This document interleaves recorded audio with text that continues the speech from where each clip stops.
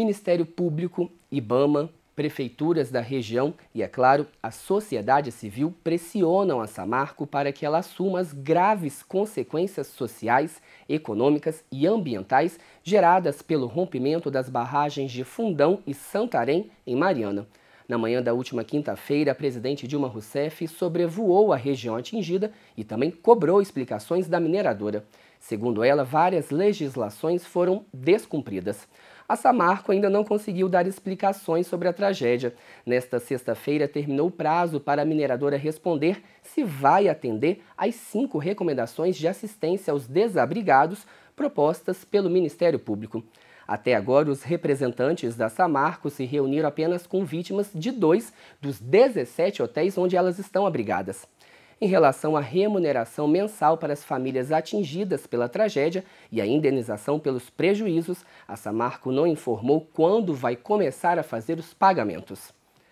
Até o momento, fica muito claro que ainda não há um plano da mineradora que consiga responder como vão ficar essas 185 famílias, 637 desabrigados, a médio e a longo prazo. Desde o rompimento das barragens em Mariana, o Vanderlei vai a Bento Rodrigues todos os dias à procura de notícias da mãe. A dona Maria Elisa, de 60 anos, estava passeando no sítio da família quando a enxurrada de lama levou tudo o que encontrou pela frente. Minha tia e o irmão dela conseguem sair, né, tinha um pasto, um local mais alto, eles conseguem correr e atingir o ponto mais alto e não ser atingido pela água e pela lama.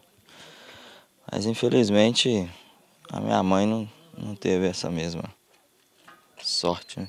Dessa vez, o Vanderlei não conseguiu chegar ao distrito. Todas as entradas passaram a ser bloqueadas. Somente a equipe de resgate e os funcionários da Samarco podem entrar no local.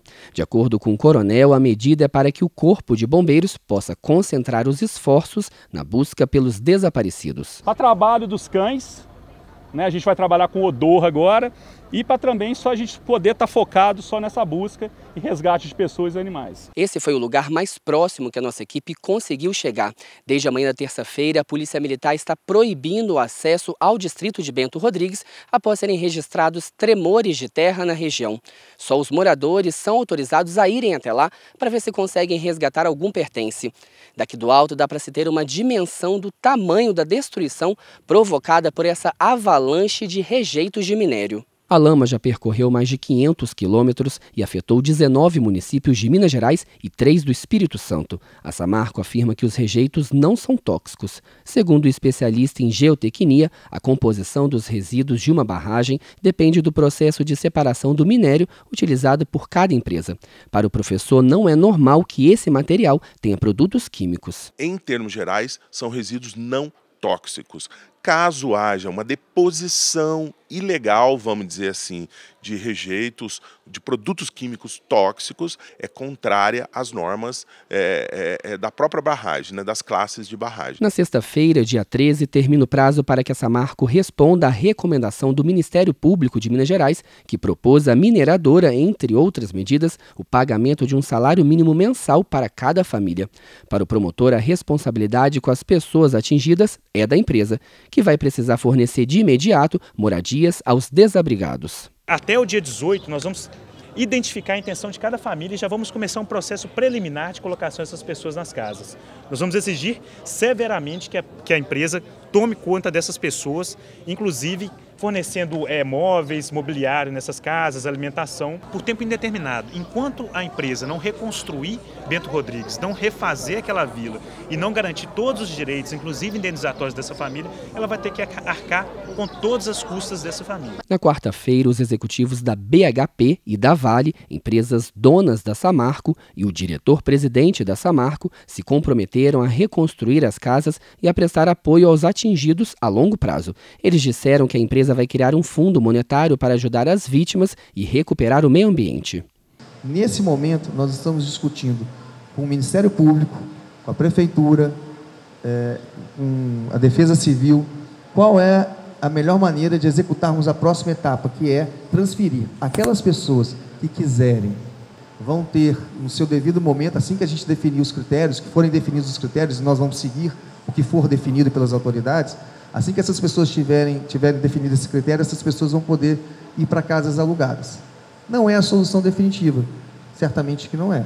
Passada uma semana da enxurrada de 62 milhões de metros cúbicos de rejeitos de minério, nem a Vale, nem a BHP e muito menos a Samarco sabem falar sobre as causas do desastre. Enquanto isso, centenas de casas continuam soterradas por uma lama que não se sabe ainda muito bem do que ela é formada. 18 pessoas seguem desaparecidas e outras 637 estão alojadas em hotéis e casas alugadas.